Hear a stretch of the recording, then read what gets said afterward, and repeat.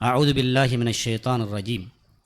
يا أيها الناس اتقوا ربكم الذي خلقكم من نفس واحدة وخلق منها زوجها وبث منهما رجالا كثيرا ونساء واتقوا الله الذي تساءلون به والأرحام إن الله كان عليكم رقيبا. وقال الله تعالى أيضا: يا أيها الذين آمنوا اتقوا الله حق تقاته ولا تموتن إلا وأنتم مسلمون.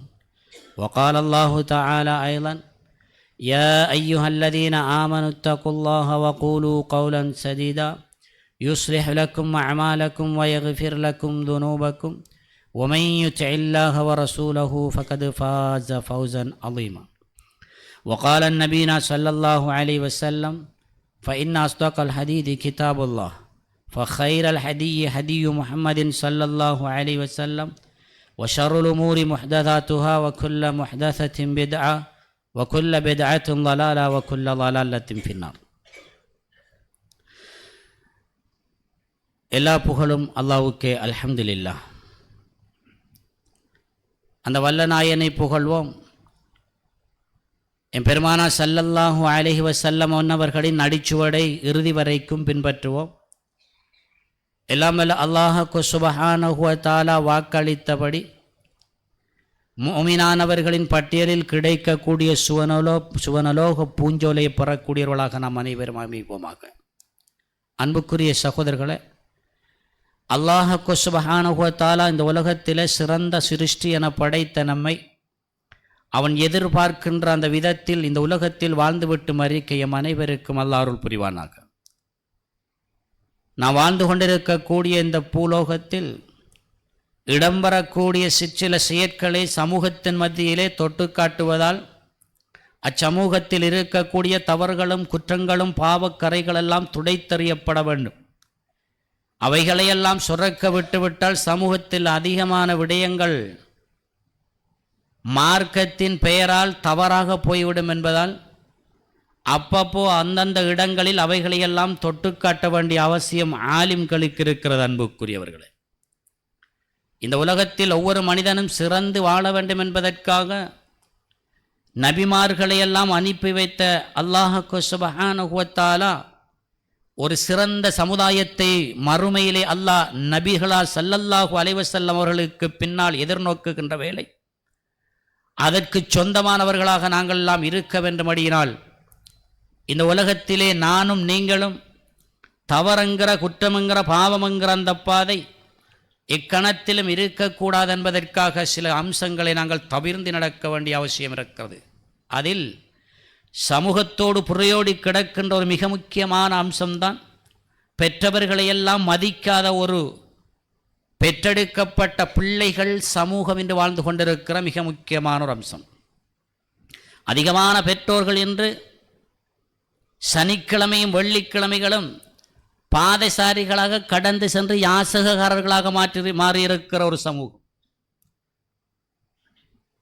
முதியோர்கள் இல்லம் என்றெல்லாம் முளைக்கின்ற இந்த காலகட்டத்தில் இவைகளுக்கெல்லாம் இவர்கள் சொந்தமானவர்களா, பெற்றெடுக்கப்பட்ட பிள்ளைகளுக்கு இவர்கள் சொந்தமானவர்களா என்று தொட்டு காட்ட வேண்டிய அவசியம் இருக்கிறது. அன்புக்குரியவர்களே, பெற்றவர்களுடைய சிறப்புகளும் அல்லாஹ் அவர்களுக்கு கொடுத்திருக்கக்கூடிய கண்ணியத்தையும் கௌரவத்தையும் ஒற்றுணர்ந்து பார்க்காத இப்பிள்ளைகளுக்கு இந்த வரிகளை எல்லாம் அவர்களுக்கு சொல்ல வேண்டிய அவசியம் இருக்கிறது. அல்லாஹ்வுக்கு சுப்ஹானஹு வ தஆலா அவன் திருமறையிலே சொல்லுகிற போது, வகலா ரப்புக அல்லா தஅபுது இல்லா இய்யா வபில் வாலிதைனி இஹ்சானா, இரண்டு அம்சங்களை திருமறை வசனத்திலே மிக தெளிவாக அல்லாஹ் சொல்லி காட்டுகிறான். இந்த உலகத்தில் நான் தீர்ப்பளித்து விட்டேன், மாற்று கருத்து கிடையாது. இந்த உலகத்தில் நான் தீர்ப்பளித்து விட்டேன். இரண்டு அம்சங்களை அல்லாஹ் சொல்கிறான். அல்லா தஅபுது இல்லா இய்யா, அல்லாஹ் அல்லாதவர்களை வணங்குவதை விட்டும் உங்களை நான் தடுத்திருக்கிறேன். இரண்டாவது வபில் வாலிதைனி இஹ்சானா, உங்கள் தாயையும் தந்தையையும் நல்ல முறையில் பராமரித்துக் கொள்ளுங்கள். இந்த உலகத்தில் எப்படி இறைவனை சாஷ்டாங்கம் செய்வதில் அவன்தான் என்று நான் நம்புகிறோமோ அதே போன்றுதான் கண்ணியமும் கௌரவம் மிக்கவர்கள் அந்த பெற்றோர்கள், அவர்களை பரிவகாரம் செய்ய வேண்டிய அவசியம் ஒவ்வொரு பிள்ளைக்கும் இருக்கிறது என்பதை இத்திருமறை விடயம் மிக தெளிவாக சொல்லி காட்டுவதை பார்க்கிறோம். அதே வரிசையில் அல்லாஹ் அப்பெற்றோர்களை எப்படியெல்லாம் பராமரிக்க வேண்டும் என்று அழகாக சொல்லி காட்டுகிறான். உங்களுக்கு ஒரு பெற்றோரோ அல்லது 2 பெற்றோருமோ, தாயும் தந்தையுமோ அல்லது தாய் மாத்திரமோ வயோதிபம் அடைந்த நிலைமையில் உங்களுக்கு அவர்கள் கிடைத்து விட்டால் அவர்களை அழகுற நீங்கள் பராமரித்துக் கொள்ளுங்கள். அடுத்த வசனத்தில் அல்லாஹ் சொல்லுகிறான், அவ்வாறு ஒருவரையோ இருவரையோ நீங்கள் பெற்றுக்கொண்டால் அவர்களோடு கடிந்து கொள்ளாதீர்கள், வெறுத்து விடாதீர்கள், மோசமாக பேசிவிடாதீர்கள், உங்கள் வார்த்தையை கனமாக வைத்துக் கொள்ளாதீர்கள், அழகிய முறையிலே அவர்களுடன் பேசிக்கொள்ளுங்கள். வகுல்லகுமா கௌலன் கரீமா, சங்கமிக்க வார்த்தைகளோடு அவர்களை நீங்கள் பேசிக்கொள்ளுங்கள். அவர்களை சங்கடத்துக்குள்ளாக்கி விடாதீர்கள். வலா தன்ஹருகுமா, அவர்களை மறுத்து விடாதீர்கள், வெறுத்து விடாதீர்கள், ஒதுக்கி விடாதீர்கள் என்றெல்லாம் அப்பெற்றோருக்கு கொடுக்கக்கூடிய கண்ணியத்தை அல்லாஹ் படிப்படியாக அதிலே சொல்லி காட்டுவதை பார்க்கிறோம். அல்லாஹ் ரப்புல் ஆலமீன் சொன்னான், உங்களுக்கு எந்த அளவுக்கு இரக்கத்தின் எல்லை இருக்கிறதோ அந்த இரக்கத்தினுடைய இறக்கைகளை உங்கள் பெற்றோர்களை வைத்து பராமரித்துக் கொள்ளுங்கள் என்ற வரியை அல்லாஹ் அந்த வசனத்தின் இறுதியிலே சொல்லி காட்டுவதை பார்க்கிறோம். அன்புக்குரியவர்களே, இந்த உலகத்தில் வணங்கப்படக்கூடியவர் அல்லாஹ் என்கிற அதே தனத்தில், அதே ஸ்தானத்தில், அதே ரப்புல் ஆலமீன் இந்த உலகத்தில் அடுத்து வைக்கின்ற ஒன்று இந்த பெற்றோராக இருப்பதை நாம் மறந்துவிடக்கூடாது. அன்புக்குரிய சகோதரர்களே, எதற்காக நாம் இதை சுட்டி காட்டுகின்றோம் என்றால், இன்று எங்கு பார்த்தாலும் தாயையும் தந்தையையும் கவனிக்காத பிள்ளைகள் தான் அதிகம் இருந்து கொண்டிருப்பதை நாம் அவதானிக்க கூடியதாக இருப்பதால் இவைகள் பற்றி அடிக்கடி மக்களுக்கு நாங்கள் உணர்வூட்ட வேண்டிய அவசியம் எமக்கு இருக்கிறது. அன்புக்குரியவர்களே, அல்லாஹு ரப்புல் ஆலமீன் அவனின் ஸ்தானத்திற்கு அடுத்த ஸ்தானத்தை இந்த பெற்றோருக்கு கொடுத்திருக்கிற அதே வேளை பெருமானார் ஸல்லல்லாஹு அலைஹி வஸல்லம் அவர்கள் எப்படியான ஸ்தானங்களை கொடுத்தார்கள் என்பதை வரலாற்று நிகழ்வுகள் எமக்கு சொல்லி காட்டுவதை பார்க்கிறோம். ஒரு சந்தர்ப்பத்தில் பெருமானார் ஸல்லல்லாஹு அலைஹி வஸல்லம் அவர்களும் இதர சகாபாக்களும் குழுமியிருந்து பேசிக்கொண்டிருக்கிறார்கள். அந்த நேரத்திலே அஸ்மா பின்த் அபீ பக்கர் ரதியல்லாஹு அன்ஹு அவர்கள் நபிகளாரையும் பார்க்கிறார்கள், இன்னும் ஒரு பக்கமும் திரும்பி பார்த்து கொண்டிருக்கிறார்கள். அல்லாஹ்வுடைய தூதர் கவனித்துக் கொள்கிறார்கள், நபியை பார்க்கிறார்கள், சற்று முற்றும் பார்க்க அவர்கள் பின்வழியாகவும் பார்த்து கொண்டிருக்கிறார்கள். அடிக்கடி சற்று முற்றும் பார்க்கிற அஸ்மா பின்த் அபூபக்கர் ரதியல்லாஹு அன்ஹு அவர்களை நபிகளா ஸல்லல்லாஹு அலைஹி வஸல்லம் அவர்கள் பார்க்காமலும் இல்லை, பார்த்து கொண்டுதான் இருக்கிறார்கள். சங்கடத்துக்குள்ளான அஸ்மா பின்த் அபீ பக்கர் ரதியல்லாஹு தஆலா அன்ஹு அவர்கள் நபிகளாரிடத்திலே ஒரு ஃபத்வா கேட்கிறார்கள். யா ரசூலல்லாஹ், என்னுடைய தாய் முஷ்ரிக்காக இருக்கிறார், என்னுடைய தாய் முஷ்ரிக்காக இருக்கிற வேளை என் தாய் என்னை பார்ப்பதற்காக அதோ என்னை நோக்கி வேறு ஒரு திசையில் என்னை பார்த்து கொண்டிருக்கிறார். என் தாயை நான் காண்கிறேன், என்னை பார்த்து கொண்டிருக்கிறாள், நான் பார்ப்பதற்காக முனைகிற நேரம் என் தாய் அந்த இடத்தில் மறைந்து கொள்கிறாள்.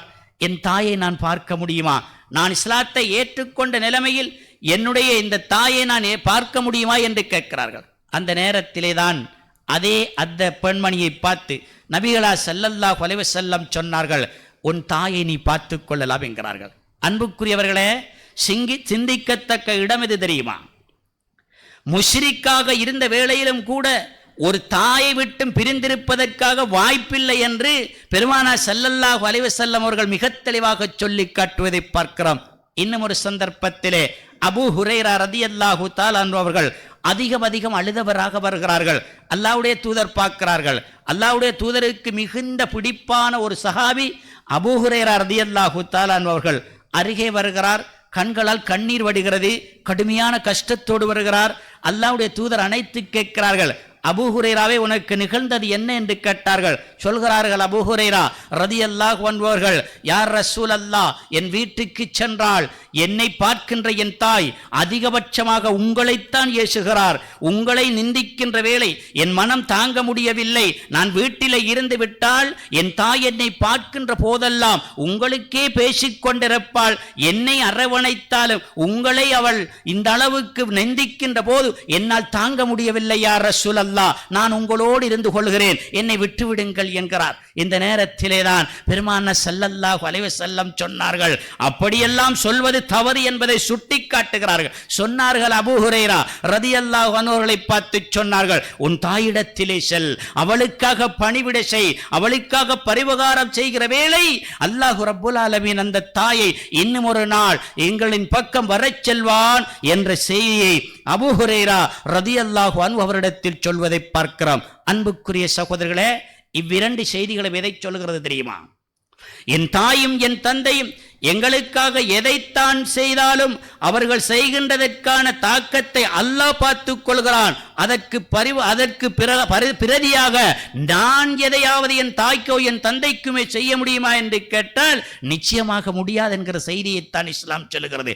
முஷ்ரிக்காக தன் தாய் இருந்த போதும் அந்த தாயோடு இருக்குமாறு சொன்ன பெருமானார் ஸல்லல்லாஹு அலைஹி வஸல்லம் அவர்கள், அபூ ஹுரைரா ரலியல்லாஹு அன்ஹு அவர்களுடைய தாய் முஷ்ரிக்காக இருந்த வேளையிலும் கூட அவளோடு தான் இருக்க வேண்டும் என்று ஏவி இருக்கிறது என்றால், எந்த குற்றத்திற்காக இந்த உலகத்தில் நாங்கள் சேர்ந்துவிடக் கூடாது என்று எண்ணுகிறோமோ அந்த குற்றத்திற்கு அந்த பிள்ளைகள் எல்லாம் கட்டாயமாக தாயோடும் தந்தையோடும் இணைந்து கொள்ளத்தான் வேண்டும் என்று சொல்கிறது என்றால், இந்த உலகத்தில் இப்போது இடம்பெற்றிருக்கக்கூடிய சிற்சில குற்றங்களுக்காக எனக்கு ஏசிவிட்டார், பேசிவிட்டார், கடினமான வார்த்தைகள் வந்துவிட்டது, என்னோடு முரண்பட்டு விட்டார் என்பதற்காக அந்த தாயோடும் தந்தையோடும் வருடக்கணக்கில் பேசாமல் இருக்கிற இந்த பிள்ளைகளுக்கு இந்த இவ்விரு ஹதீதுகள் மாத்திரமே போதுமாக இருக்கும். அன்புக்குரிய சகோதரர்களே, எனவேதான் தாயையும் தந்தையையும் பிரிந்து வாழ்வதோ அவர்களை ஏசுவதோ பேசுவதோ அவர்களை அரவணைக்காமல் இருப்பதோ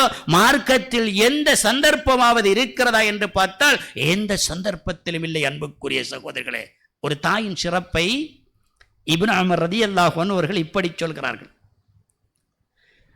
உம்ரா செய்வதற்காக நான் சென்றேன். உம்ரா செய்வதற்காக களத்தில் இருக்கிற வேளை சுமார் 2000 கிலோமீட்டர்களுக்கு அப்பால் இருந்து ஒரு சகோதரர் வருகிறார். இப்னு உமர் ரலியல்லாஹு அன்ஹு அவர்களை சந்தித்தார். நான் கடுமையான ஒரு நன்மை செய்து விட்டேன் என்று நினைக்கிறேன், அது போதுமா என்று நான் எண்ணுகிறேன் என்கிறார். அது என்ன என்று கேட்கப்படுகிறது. இப்னு உமர் ரலியல்லாஹு அன்ஹு அவர்கள் அந்த சஹாபியிடத்தில் கேட்கிறார்கள், என்ன நடந்தது என்று கேட்டார்கள். நான் சுமார் 2000 கிலோமீட்டர்களுக்கு அப்பால் இருந்து வந்து கொண்டிருக்கிறேன். நான் வருகிற போது என் தோளிலே என் தாயை அப்படியே சுமந்து கொண்டு வந்தேன். என் தாய்க்கு நடக்க முடியாது, கடுமையான வருத்தத்தோடு இருக்கிறார். என் தாயை என் கழுத்திலே சுமந்தவளாகவே வந்தேன். நான் உம்ரா செய்ய வேண்டும் என்பதற்கு வந்ததை விட என் தாய் என்னோடு இருந்து உம்ரா செய்ய வேண்டும், அதனால் நான் சுவனம் செல்ல வேண்டும் என்பதற்காக வந்தேன். என் தாய் என்னை பெற்றெடுக்கிற போது அவள் பட்ட துன்பங்களுக்கு இது நிகராகுமா என்று கேட்டார்.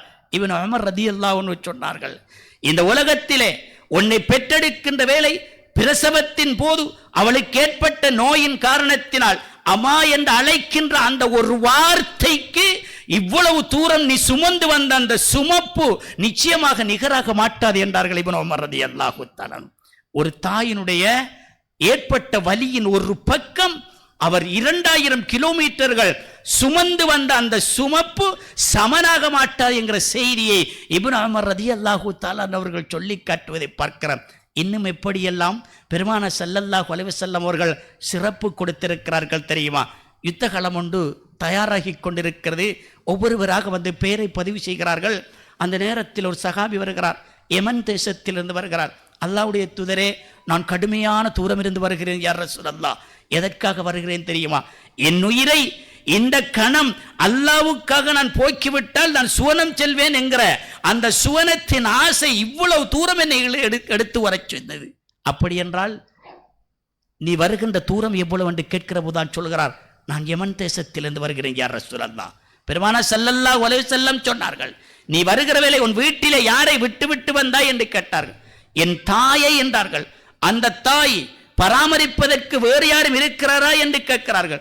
இல்லை யா ரசூலல்லாஹ், நான் தான் பராமரித்துக் கொண்டிருந்தேன், அந்த நிலையில் நான் இந்த இடத்துக்கு வந்து விட்டேன் என்கிறார். பெருமானார் ஸல்லல்லாஹு அலைஹி வஸல்லம் சொன்னார்கள், உடனடியாக உன் வீடு நோக்கி செல், உன் தாயை பராமரித்துக்கொள், அதுவே நீ ஹஜ்ஜி செய்வதை விட மிகச் சிறப்பு என்றார்கள் பெருமானார் ஸல்லல்லாஹு அலைஹி வஸல்லம். அன்புக்குரிய சகோதரர்களே, ஹஜ்ஜி செய்வதை விட, ஜிஹாது செய்வதை விட ஒரு தாயையும் தந்தையையும் பராமரிப்பது என்பது மிகுந்த சிறப்புடையது என்ற செய்தியை பெருமானார் ஸல்லல்லாஹு அலைஹி வஸல்லம் அவர்கள் பல சந்தர்ப்பத்திலே சொல்லி காட்டியிருப்பதை பார்க்கிறோம். அன்புக்குரிய சகோதரர்களே, எத்துணைதான் சொன்னாலும் இன்று வாழ்கிற இளைஞர்களுக்கு அவர்களுடைய தாயையும் தந்தையையும் பராமரிக்கத்தான் இல்லாவிட்டாலும் கண்ணியப்படுத்துகின்ற, கௌரவப்படுத்துகின்ற, அவர்களுக்கென்ற ஸ்தானத்தை கொடுக்கின்றதை தடை செய்யப்பட்டிருப்பதை நாம் பார்த்து கொண்டிருக்கிறோம். தவிர்த்து வாழ்கிற அந்த இளைஞர்களுக்கு இன்னும் சில செய்திகளை சொல்கிறோம். யதார்த்தத்தில் ஒரு தாயும் தந்தையும் தங்களுக்காக எவ்வளவு கஷ்டங்களை அனுபவித்துக் கொண்டிருக்கிறார்கள் என்பதை வரி வரியாக எங்களுக்கு விளக்கம் குர்ஆன் சொல்லி காட்டுவதை பார்க்கிறோம். அல்லாஹ் ரப்பல் ஆலமீன் திருமறையிலே சொல்கிறான், இந்த உலகத்தில் பெறுகிற அதிகபட்சமான நோவினையை தாங்குபவள் ஒரு தாய். வஹ்னன் வஹ்னா என்ற வார்த்தையை அல்லாஹ் சொல்லி சொல்கிறான். கடுமையான வேதனைகளை தாங்குகிற ஒரு பெண் அந்த தாய் என்ற செய்தியை அல்லாஹ் திருமறையிலே சொல்லி காட்டுவதை பார்க்கிறார். அன்புக்குரியவர்களே, யதார்த்தத்தில் சில விடயத்தை பார்க்க வேண்டாமா? ஒரு பெண் தன்னுடைய கற்பகத்திலே தன்னுடைய பிள்ளையை வைத்திருக்கிற அந்த நேரத்தில் தன் கற்பகத்திலே இருக்கிற அந்த பிள்ளை கஷ்டப்பட்டு விடக் கூடாது என்பதற்காக தன்னை எவ்வளவு காத்துக் கொள்கிறாள் தெரியுமா? விரும்பியதை எல்லாம் உண்ண முடியாது, விரும்பின நேரம் எல்லாம் எழும்ப முடியாது, விரும்பிய இடங்களுக்கெல்லாம் போக முடியாது. அவர்களுடைய அத்துணை ஆசா பாசங்களையும் அடக்கி கொண்டு தன் கற்பகத்திலே தன் பிள்ளையை வைத்திருக்கிறாள். எந்த அளவுக்கென்றால் பிள்ளை பேர் வருகிற அந்த காலகட்டத்தில் அதிகபட்சமான விடயங்களை எல்லாம் விட்டு நகர்வாள். அவளே தனிமையாகி விடுவாள். ஒரு இடத்தில் தனித்திருக்கிற ஒரு விடயமாகிவிடும். கணவன் பாதிக்கப்படுகிறான். ஏனையவர்கள் எல்லாம் அவளை தாங்கிக் கொண்டிருப்பார்கள். அந்த நேரத்தில் கற்பத்தில் இருக்கிற பிள்ளை பிறக்கின்ற அந்த நேரம் வரும். ஒரு நாள் அவளை வைத்தியசாலைக்கு எடுத்துச் செல்லப்படும். அந்த வைத்தியசாலையிலே அவளை அங்கே வைக்கப்படுகின்ற அந்த நேரத்தில் வைத்தியரால் சொல்லப்படுகிறது, இந்த பிள்ளையை பெற்றெடுப்பது என்பது கஷ்டமாக இருக்கிறது, இதில் ஒருவரைத்தான் காப்பாற்ற முடியும் என்கிற ஒரு செய்தி வருமாக இருந்தால் கற்பத்தோடு இருக்கிற அந்த பெண் அந்த வைத்தியசாலையிலே தன்னுடைய வைத்தியரால் சொல்லப்படுகிற அறிவுறுத்தலுக்கு அமைய அப்படியே கேட்டுக்கொண்டிருப்பாள். அவள் சொல்லுகிற வாசகத்தை காத்து கொண்டிருக்கிற வைத்தியரிடம் இவர் சொல்லுகிற வாசகம் என்ன தெரியுமா? அந்த வைத்தியரை பார்த்து சொல்வாள், என்னுடைய கற்பத்தில் இருக்கிற என் குழந்தை உயிரோடு இருக்கட்டும், என்னை மறிக்க சேர்த்து விடுங்கள் என்கிறவள் தான் அந்த தாய் என்கின்ற செய்தியை நாம் பார்க்கிறோமா இல்லையா? அன்புக்குரிய சகோதரர்களே, அத்தோடு விட்டுவிடவில்லை. அந்த பிள்ளையை பெற்றெடுக்கிறாள். கடுமையான கஷ்டத்திலே பெற்றெடுக்கிற ஒரு தாய் அந்த பிள்ளையை எடுக்கிறாள். அவனை வளர்த்தெடுத்து அவன் தானாக ஒரு தொழிலை தேடுகிற வரை அந்த பிள்ளையை வளர்க்கின்ற வளர்ப்பகத்தில் அவள் படுகிற துன்பங்கள் அத்துணையும் வேறு தாங்க முடியாத அந்த துன்பங்களை தவிர்த்துக் கொண்டு தாங்குகிறாள். எந்த அளவுக்கு என்றால் தன் கையிலே ஒரு பிள்ளையை எடுத்துச் செல்வாளாம். அந்த நேரத்திலே அந்த பிள்ளை எதுவெல்லாம் கேட்கிறதோ, தன்னுடைய கையிலே மடியிலே எதுவுமே இல்லை என்றாலும் யாரிடமாவது கடனாவது வாங்கி கொடுக்க முற்படுகிறாள். பெருநாள் வருகிற அந்த நேரத்தில் ஆடை வாங்க வேண்டும் என்கின்ற அந்த நிலைமையில் தனக்கு மாத்திரம் தன்னை விட்டு விடுவித்துக் கொள்கிறாள். தன்னுடைய பிள்ளைக்கு மாத்திரமேனும் வாங்கி கொடுக்க வேண்டும் என்று முற்படுத்துகிறாளா இல்லையா? கற்பகத்தோடு இருந்த வேளை தான் விரும்பியதை உண்ணவில்லை, விரும்பியவாறு இருக்கவில்லை, விரும்பிய பிரயாணம் செய்யவில்லை. பெற்றெடுக்கிற வேளை அந்த பிள்ளைக்கு முதலுரிமை கொடுக்கிறாள். பெற்றெடுத்ததன் பின்னால் அந்த பிள்ளைக்கு முதலுரிமை கொடுக்கிறாள். இப்படியான இந்த பெண் எங்கே கைவிடப்படுகிறாள் தெரியுமா? தாயும் தந்தையும் எங்கே கைவிடப்படுகிறது தெரியுமா? இந்த பிள்ளை பெரியவனாக மாறுகிறான், திருமணம் முடிக்கிறான். முடித்தெடுகிற அந்த நேரத்தில் என்னவெல்லாம் நடக்கிறது? வெளிநாடு செல்கிறான். தன்னுடைய மனைவிக்காக எதுவெல்லாம் இந்த உலகத்தில் தேவையோ அத்துணையும் அப்படியே எடுத்துக் கொடுக்கிறான். எந்த அளவுக்கு மாற்றம் பெறுகிறது என்றால், தன் தாயும் தந்தையும் இந்த உலகத்திலே பட்ட கஷ்டங்களுக்கு அத்துணைக்கு முற்றிலும் மாறாக அவனுடைய நடைமுறைகள் அத்தனையும் போய்கொண்டிருப்பதை பார்க்கிறான். அவன் விரும்பியதை கற்பகத்தோடு இருக்கிற நேரத்தில் தான் விரும்பியதை உண்ண முடியாமல் தவித்த அந்த தாய்க்கு முரணாக என்ன செய்கிறான்? சந்தைக்கு செல்கிறான். என்ன வேணும் சாப்பாடு என்று கேட்கிறான். தற்சமம் என்னவெல்லாம் அதிநவீனமாக இருக்கிறதோ அத்துணையும் தன் மனைவிக்கும் தன் மக்களுக்கும் வாங்கி கொடுக்க வேண்டும் என்று எண்ணுகிற ஒருவன் தன்னை பெற்றெடுத்த தாயும் தந்தையும் தன்னை கற்பத்தில் வைத்திருக்கிற நேரத்தில் பட்ட அந்த துன்பத்துக்கு முற்றிலும் மாற்றமாக இருந்து கொண்டிருப்பதை பார்க்கிறான். இப்படியே இந்த பிள்ளை ஏதோ ஒரு பிரயாணம் செல்வதற்காக தயாராகிறான் என்றால் அந்த பிரயாண பத்திரத்தில் இருக்கின்ற பெயர் பட்டியலில் அவனுடைய தாயும் தந்தையும் இருக்காது. அன்புக்குரியவர்களே, சுற்றுலா செல்வதற்காக இருக்கின்ற பட்டியலில் பார்த்தால் அவங்களுடைய தாயும் தந்தையும் இருக்க மாட்டாது. இப்படி கொண்டு இந்த பிள்ளைக்காகத்தான் உணவை வெறுத்தால், உடையை வெறுத்தால், வாழுகின்ற வாழ்க்கையின் எல்லைக்கு சென்ற அத்துணை துன்பங்களையும் பார்த்துக் கொண்டாள். இப்படியான ஒரு பெண் சுற்றுலா செல்லுகிற வேளை அவனுடைய மனைவியுடைய பேர் இருக்கும், மனைவியினுடைய உறவினருடைய பேர் இருக்கும், அத்துணையும் இருக்கும். மனைவியின் தாயின் பெயரும் இருக்கும், ஆனால் அவனின் தாயிற்புடைய பேர் இருக்க மாட்டார். அன்புக்குரியவர்களே, தாயை என்ன சொல்லுகிறான் தெரியுமா? இந்த வீட்டை கவனித்துக் கொள்ளுங்கள், வீட்டிலே இன்னென்னமெல்லாம் இருக்கிறது, இத்துணையும் பாதுகாப்பாக இருக்க வேண்டும், இவைகளையெல்லாம் பார்த்துக் கொள்ளுங்கள் என்று வீட்டின் காவற்காரியாக காவற்காரனாக வைத்துவிட்டு யாரையோ எல்லாம் அழைத்துக் கொண்டு சுற்றுலா செல்கிற இந்த பிள்ளைகளுக்கு மத்தியில் அல்லாஹ்வுடைய தூதர் சொன்னார்கள், ரஹிமன் புகு, ரஹிமன் புகு, ரஹிமன் புகு, அவன் நாசமாகட்டும், அவன் நாசமாகட்டும், அவன் நாசமாகட்டும் என்றார்கள். ஒரு நாள் அல்லாஹ்வுடைய தூதருடைய வாயிலிருந்து நாசமாகட்டும் என்ற வார்த்தையா? யாருக்கென்று சகாபாக்கள் எல்லாம் பார்க்கிறார்கள். அங்கலாய்த்து பார்த்திருந்த வேளை அல்லாஹ்வுடைய தூதரிடத்தில் கேட்கிறார்கள், கீலமன் யார் ரசூலல்லாஹ், நாசமாகட்டும் என்ற நாசகாரர்கள் யார் யார் ரசூலல்லாஹ் என்று கேட்டார்கள்.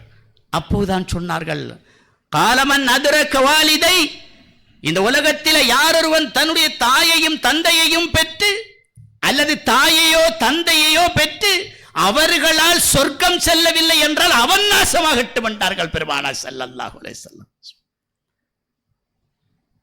அன்புக்குரிய சகோதரர்களே, இந்த உலகத்தில் வாழுகிற போது எங்களை சுவனலோகத்துக்கு எடுத்துச் செல்கிற ஒரு ஊடகமும் அந்த தாயும் தந்தையும் தான் என்பதை அதிகபட்சமானவர்கள் மறந்துவிட்டு வாழ்வதைத்தான் நாம் ஒவ்வொருவரும் சிந்திக்க வேண்டியிருக்கிறது. அன்புக்குரிய சகோதரர்களே,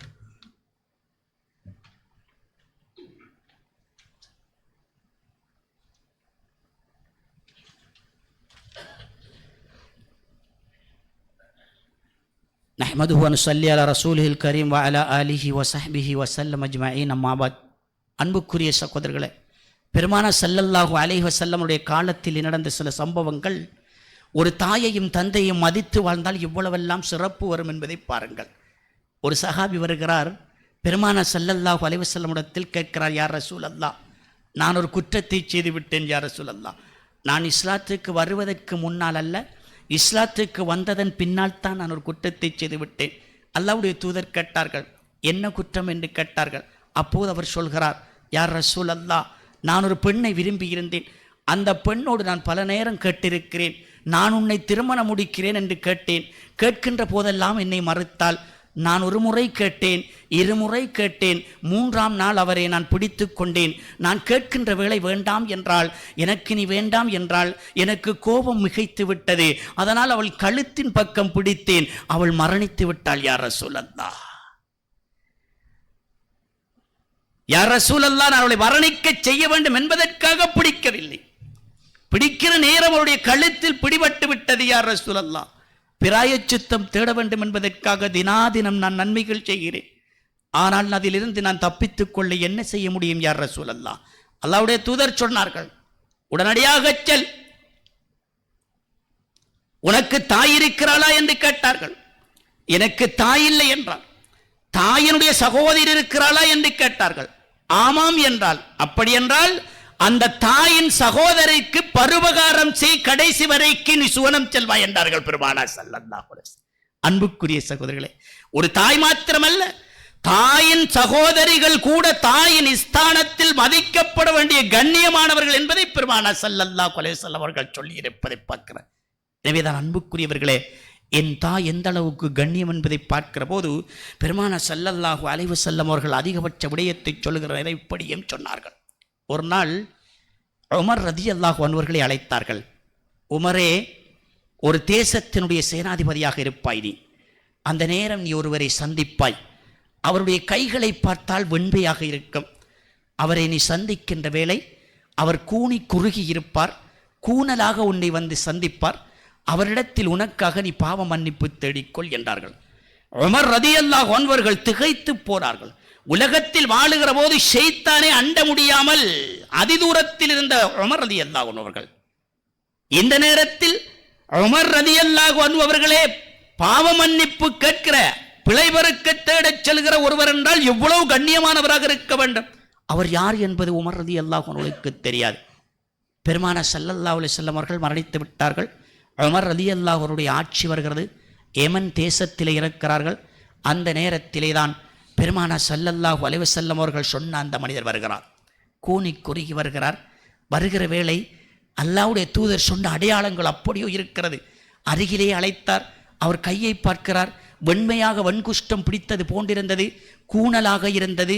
வயதும் முதிர்ந்திருந்தது. பெருமானார் சொன்ன அங்கு அடையாளங்கள் அத்தனையும் அப்படி அச்சொட்டாக இருந்தது. அருகிலே அழைத்தார். ஏனைய தோழர்கள் எல்லாம் பார்த்து கொண்டிருக்கிறார்கள். இந்த நேரத்தில் அரச தர்பாரில் இருந்த உமர் ரலியல்லாஹு அன்ஹு அவர்கள் தன் இருக்கையை விலக்கி எடுத்து அந்த முதியவருக்கு கொடுத்து விட்டார். முதியோர் அந்த கதிரை இழுந்து கொண்டிருக்கிறார். இந்த நேரத்தில் எல்லோரும் அப்படியோ பார்த்து கொண்டிருக்கிறார்கள். உமர் ரலியல்லாஹு அன்ஹு அவர்கள் இருக்கின்ற இருக்கையில் இருப்பதற்கு எங்களில் எவரும் இல்லை. இந்த நேரத்தில் எங்கோ இருந்து வந்த ஒரு முதியவர், அது கூணு குறுகி வந்த இவரையா வைத்திருக்கிறது, யார் என்கிற ஒரு கேள்விக்கணை எல்லோரின் உள்ளத்திலும் உதைக்கிறது. இந்த நேரத்தில் தான் பெருமானார் ஸல்லல்லாஹு அலைஹி வஸல்லம் அவர்கள் சொன்ன செய்தியை அப்படியோ இவரிடத்தில் கேட்கிறார். அவரை கேட்கிறார், நீங்கள் யார்? அல்லாஹ்வுடைய தூதர் எனக்கு சொன்ன அடையாளங்கள் இருக்கிறது, எனக்கும் உங்களை தெரியாது, நீங்கள் யார் என்று கேட்டார்.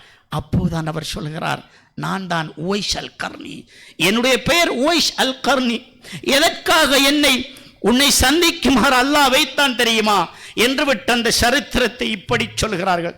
எனக்கு ஒரு தாய் இருந்தால் அந்த தாயை நான் பராமரித்துக் கொண்டே இருந்தேன். இறுதி வரைக்கும் பராமரித்துக் கொண்டிருந்தேன். அல்லாஹ்வுடைய தூதரை பார்க்க வேண்டும் என்கிற கடுமையான கவலை எனக்கு. தினமும் எழும்புவேன், கால நேரத்தோடு எழும்புவேன், என் தாயை பராமரித்து முடிப்பேன். என் தாயிடம் சொல்வேன், நான் அல்லாஹ்வுடைய தூதரை பார்த்து விட்டு வரட்டுமா என்று கேட்பேன். அந்த நேரமெல்லாம் என் தாய் சொல்வாள், எதற்காக?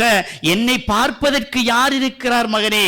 நீ சென்று விட்டால் நான் மாத்திரம் தனிமையில் இருக்கிறேனே, என்னை பார்ப்பதற்கு யாரும் இல்லையே, இதை எப்படி நான் செய்யட்டும் என்று கேட்பார். அவர் கேட்கின்ற அந்த வேளை என் தாயை விட்டுவிட்டு செல்வதற்கு எனக்கு மனம் வராது. நான் தயாராகிய பிரயாணத்தை நான் முடித்து விடுவேன். மீண்டும் அடுத்த நாள் எழும்புவேன், அதே போன்று கேட்பேன். என் தாய் என்னை பார்த்து சொல்வாள், எனக்கு உணவு கொடுப்பது யார் என்று கேட்பாள். நான் அந்த இடத்தை விட்டு நகர என் மனம் செல்லாது. இப்படியாக காலம் நகர்ந்து சென்றது. ஒரு நாள் என் காதுகளுக்கு செய்தி எட்டுகிறது, அல்லாஹ்வுடைய தூதர் மரணித்து விட்டார் என்ற செய்தி கிடைக்கிறது.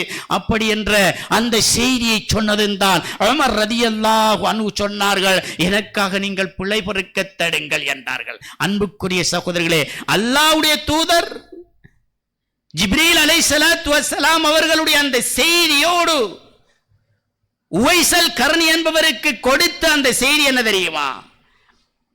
தன் தாயை, தன் தந்தையை யாரெல்லாம் பரிவகாரம் செய்து பராமரித்து வாழ்கிறார்களோ அவர்களுக்கு அவர்களூடாக சொர்க்கம் இருக்கிறது என்கிற செய்தியை நேச்சுரலாக உமர் ரலியல்லாஹு அன்ஹு அவர்கள் அந்த செய்தியை அவருக்கு உவைஸ் அல் கர்னிக்கு சொல்வதை பார்க்கிற அன்புக்குரிய சகோதரர்களே. எனவேதான் உவைசுல் கர்னி என்பவர் அல்லாஹ்வுடைய தூதரை பார்க்காமலேயே இஸ்லாத்தில் சஹாபி என்கிற கட்டக்கரிக்குள் வர முடியாமலேயே சொர்க்கம் செல்கிற ஒரு நபர் என்கிற செய்தியை இஸ்லாமிற்கு மிக தெளிவாக சொல்லிக் காட்டுவதை பார்க்கிறோம். அன்புக்குரிய சகோதரர்களே, அதிகமானவர்கள் என்று தாயின் தந்தையின் சாபத்தோடு வாழ்வதை பார்க்கிறோம். அல்லாஹ்வுடைய தூதர் சொன்னார்கள், யாரொருவன் தாயோ தந்தையோ பராமரிக்கத்தவரை வெறுத்து வாழ்கிறாரோ அவனுக்கு நேரடியாக அல்லாஹ்வுடைய சாபம் வந்துவிடும் என்ற செய்தியை சொன்னார்கள். எந்த அளவுக்கு என்றால், ஜுரைஜ் என்ற ஒருவர் வாழ்ந்தாராம். மிகுந்த நல்ல மனிதர். அவருடைய வணக்க வழிபாடென்றால் அவரை விட யாரும் இல்லை. அந்த பகுதிகளில் எல்லாம் பேசப்படுவான். ஜுரைஜ் என்றால் வணக்கவாளி, ஆபித் என்று சொல்லப்படுவான். புகாரியிலே வர செய்தி. இப்படியான இந்த மனிதர் ஒரு நாள் தொழுது கொண்டிருக்கிறார். அவருடைய தாய் வருகிறார். ஜுரைஜ் என்று அழைத்தார். அவர் எந்த சப்தமும் போடவில்லை. காரணம், தொழுது கொண்டிருக்கிறார். சுன்னத்தான தொழுகையை தொழுது கொண்டிருக்கிறார். இந்த நேரத்தில் ஜுரைஜ் என்ற சப்தம் கேட்கிறது. தன் தாய் அழைக்கிறாள். தாயுடைய அழைப்புக்கு விடை கொடுப்பதா அல்லது நான் இந்த இடத்தை விட்டுவிட்டும் நான் தொழுது கொண்டிருப்பதா என்று யோசித்துக் கொண்டிருக்கிறார். தொழுகிறார். அப்படியே அவர் முடிவெடுக்கிறார், அல்லாஹ்வுக்காக தொழுவோம், தொழுது முடிந்து தாயை பார்ப்போம் என்று நினைக்கிறார். 3 முறை அந்த தாயை அழைக்கிறார். 3 முறையும் விடை கொடுக்கவில்லை. அவர் தொழுது கொள்கிறார். இப்படி அடுத்த நாளும் அந்த தாய் வருகிறாள். ஜுரைஜ் என்கிறாள், அதே நேரத்தில் இவள் சுன்னத்தான தொழுகை என்று தொழுது கொண்டிருக்கிறார். இப்படியோ கடுமையான கோபம் வருகிறது தாய்க்கு. அந்த தாய் சொல்லிவிட்டாள், மகனே, இந்த உலகத்தில் ஒரு விபச்சாரியின் முகத்தை நீ எதிர்கொள்ளாத வரை இந்த உலகத்தில் நீ மரணிக்க மாட்டாய் என்று சபித்து விட்டார்களாம். காலம் நகர்ந்தது. அந்த பகுதியில் இருக்கிற ஒரு விபச்சாரி வருகிறார். ஜுரைஜ் என்பவரிடத்தில் வருகிறார். விபச்சாரத்துக்காக தன்னை அழைக்கிறாள். இந்த நேரத்தில் அவரை விரட்டி விடுகிறார். இரண்டாம் நாள் வருகிறாள். விபச்சாரத்துக்காக தன்னை அழைக்கிறாள். மீண்டும் அவள் விரட்டி விடுகிறார். இப்படி 3 நாட்களாக தொடர்ந்து தன்னை விபச்சாரத்துக்கு அழைத்து ஒரு பெண் வந்து கொண்டே இருக்கிறார். விரட்டி விரட்டி விட்டுவிட்டார். அவர் அவளோடு விபச்சாரத்துக்காக செல்லவில்லை. சில நாட்கள் சென்றது. ஒரு பிள்ளையோடு வருகிறார். வந்து ஜுரைஜிடம் வருகிறார். ஜுரைஜை பார்த்து சொன்னார், இதோ இந்த பிள்ளை உன்னுடைய பிள்ளை என்றாள். அந்த பகுதியில் மிகுந்த பேரும் புகழும் பெற்று ஆத்மீகத்தோடு இருந்த அந்த ஜுரைஜ் என்பவரை அவரை மார்க்கத்தை விட்டும் புறம்பாக இவரை நோவினைப்படுத்த வேண்டும் என்பதற்காகவே அந்த விபச்சாரி அந்த வேலையை செய்கிறார். இந்த பிள்ளையை அழைக்கிறார்கள். இப்போது மக்கள் எல்லாம் ஒன்று கூடிவிட்டது. ஜுரைஜினுடைய இருக்கின்ற இருப்பிடங்களை எல்லாம் உடைத்து விட்டதா, யாருமே இருக்க முடியவில்லை. இவரை அப்படியே பிடிக்கிறார்கள். ஓரிடத்தில் கொண்டு செல்கிறார்கள்.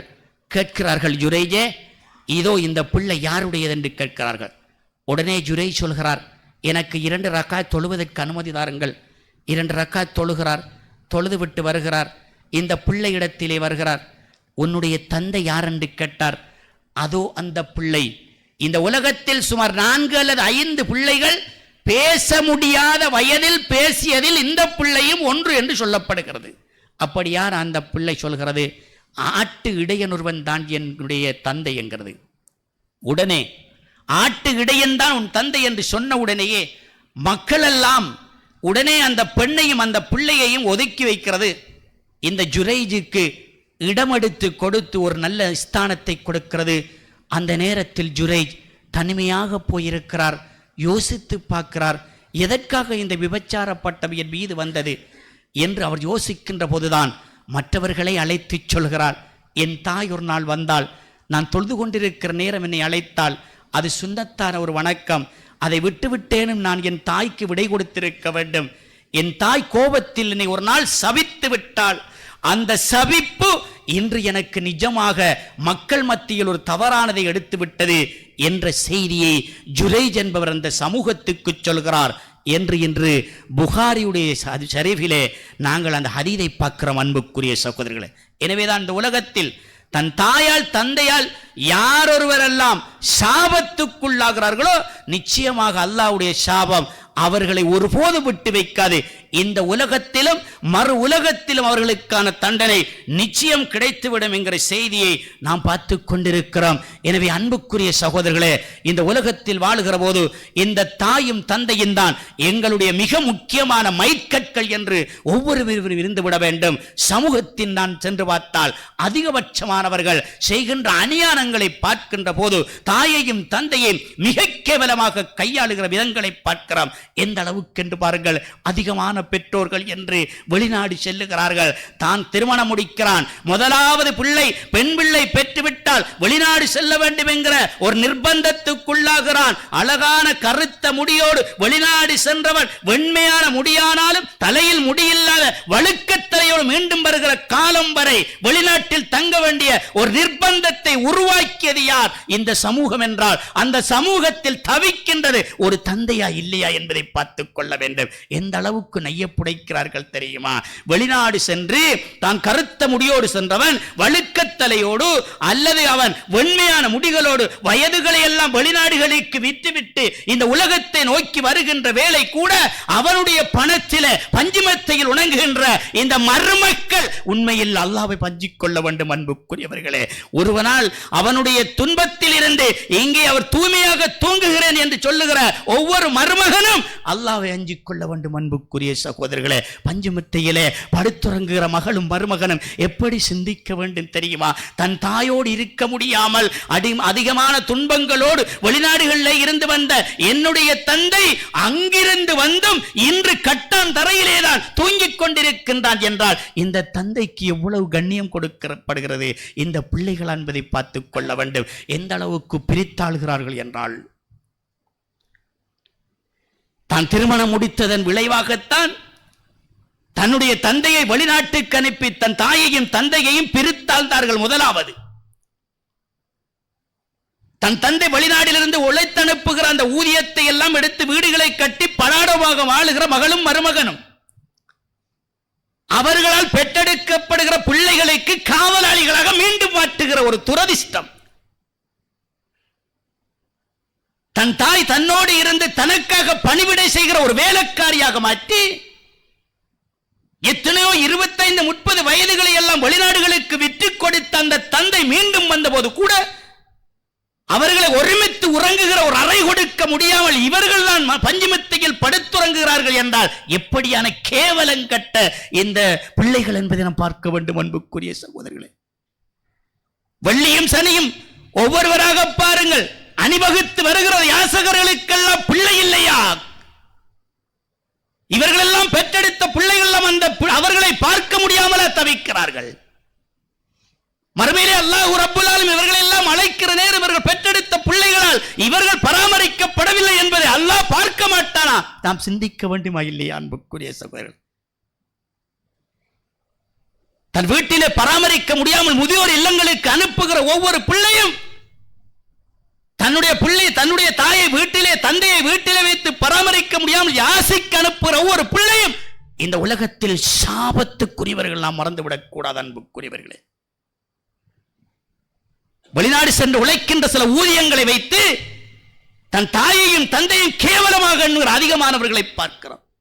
அல்லாஹ்வுடைய தூதரிடத்தில் ஒருவர் வருகிறார்.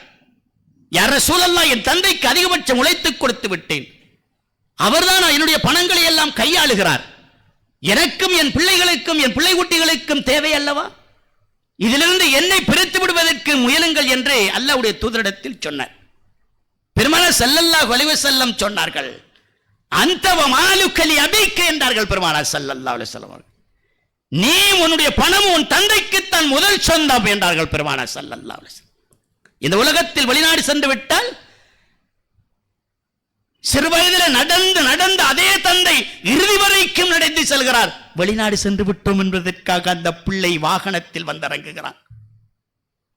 உன்னை பெற்றெடுக்கின்ற வேலை வீட்டு வேலையாக இருந்த அதே தாய் கடைசி வரையும் தாயாக இருக்கிறாள், உன் மனைவிக்கு கூட வீட்டு வேலைக்காரியாக. இத்துணையும் சிந்திக்க கடமைப்பட்டிருக்கிறோம். அன்புக்குரியவர்களே, அல்லாஹ்வுடைய தூதர் சொன்னார்கள், இந்த உலகத்தில் சொர்க்கத்தை தரவல்லது மிக முக்கியம் என்ன தெரியுமா? தாயும் தந்தையும் என்றார்கள். அபுஹா என்ற பகுதியை நோக்கி ஒரு நாள் பெருமானார் ஸல்லல்லாஹு அலைஹி வஸல்லம் அவர்கள் நடந்து கொண்டு செல்கிறார்கள். அந்த நேரத்திலே சஹாபாக்கள் எல்லாம் முன்னோக்கி நடந்து விட்டார்கள். நபியை பார்க்கிறார்கள், காணவில்லை. மீண்டும் திரும்பி வருகிறார்கள். சற்று தூரத்தில் அல்லாஹ்வுடைய தூதர் அழுது புலம்பிக் கொண்டிருக்கிறார்கள். எந்த அளவுக்கென்றால் சஹாபாக்கள் சொல்கிறார்கள், அல்லாஹ்வுடைய தூதர் இன்று அழுத இந்த அழுகையை நாங்கள் ஒருபோதும் கண்டதில்லை. அழுது கொண்டே இருக்கிறார்களாம். நபிகளாரை பார்த்து கேட்கிறார்கள், யார் ரசூலல்லாஹ், நீங்களுமா அழுகிறீர்கள்? என்ன நடந்தது என்று கேட்டார்கள். அல்லாஹ்வுடைய தூதர் செய்த வேலை சஹாபாக்களுக்கு தெரியாது இது யார் என்று. அப்போதான் ஸல்லல்லாஹு அலைஹி வஸல்லம் சொன்னார்கள், இதோ என் தாய் மரணித்து அடக்கப்பட்ட இடம். என் தாய் சொர்க்கம் செல்வாளா நரகம் செல்வாளா எனக்கு தெரியாது. அல்லாஹ்விடத்திலே இறைஞ்சி கேட்டேன், யா அல்லாஹ், என் தாயை சொர்க்கத்துக்கு எடி என்றேன். அல்லாஹ் ரப்புல் ஆலமீன் அவர்களுக்காக பிரார்த்திக்குமாறு மட்டுமே எனக்கு அனுமதி அளித்தான் என்றார்கள் பெருமானார். அன்புக்குரியவர்களே, வைத்தியராக இன்ஜினியராக ஏகப்பட்ட பதவிகளுக்கும் பட்டங்களுக்கும் சொந்தமாக இருக்கிற ஒவ்வொருவர் உள்ளத்தில் ஒரு முறை கைவைத்து கேளுங்கள். கபரிலே இருக்கிற என் தாய்க்காக என் தந்தைக்காக, கஷ்டத்தோடு இருக்கிற என் தாய்க்காக தந்தைக்காக இறாஞ்சி கேட்கிற எத்தனை வழிகள் என்று சிந்திக்க கூடாது. ஒட்டுமொத்தத்தையும் கொடுத்து ஒரு பதவிக்கு ஆக்கிவிட்டால் தன்னுடைய தந்தை மரணித்தவளை அடக்கம் செய்வதற்காக குளிப்பாட்டுவதில்லை, கபனிடுவதில்லை. மரண சாசனம் எத்தனை இருக்கிறோ அத்தனை சாஷ்டாங்கங்களில் கலந்து கொள்ளாத ஒரு மகன். நான் வைத்தியர் என்பதால் அணிந்திருந்த ஆடையில் அழுக்கப்படாமல் அதோ இடத்தில் நின்று கொண்டிருப்பார். கபரிடுவது வேறால், தொழுவிப்பது வேறுவர், குளிப்பாட்டுவது வேறுவர் என்றால் என்னை பெற்றெடுத்த என் தாய்க்கும் தந்தைக்கும் நான் யாது செய்கிறேன் என்று சிந்திக்க கூடாதா? என் மனைவிக்காக இந்த உலகத்தில் எதுவெல்லாம் வேண்டுமோ அத்துணையும் எடுக்க முடியும் என்றால் என் தாயும் தந்தையும் எங்கே என்று பார்க்க கூடாதா? சந்தையில் நின்று புதிதாக வந்ததை வாங்கவா என்று கேட்கின்ற ஒவ்வொரு பிள்ளையும் என் தாயும் தந்தையும் இந்த கணம் என்னை உண்ணுகிறது என்று பார்க்க வேண்டும். அன்புக்குரிய சகோதரர்களே, நான் நினைத்ததையெல்லாம் வாங்கி என் குடும்பத்தை பெரிதாக மாற்ற வேண்டும் என்று நினைக்கின்ற ஒவ்வொரு பிள்ளையும் என் தாயும் தந்தையும் எங்கே இருக்கிறது என்று பார்க்க வேண்டும். அன்புக்குரியவர்களே, வெட்கமான சில செய்தி, இன்று அதிகமான பெற்றோர்கள் தோட்டங்களிலே காவற்காரர்களாக இருக்கிறார்கள். அதிகமான பெற்றோர்கள் வீடுகளுக்கு காவற்காரர்களாக இருக்கிறார்கள். அதிகமான பெற்றோர்கள் சந்தைகளிலே படுத்துறங்கிக் கொண்டிருக்கிறார்கள். அதிகமான பெற்றோர்கள் பள்ளிவாசலின் கேட்டிலே யாசித்துக் கொண்டிருக்கிறார்கள்.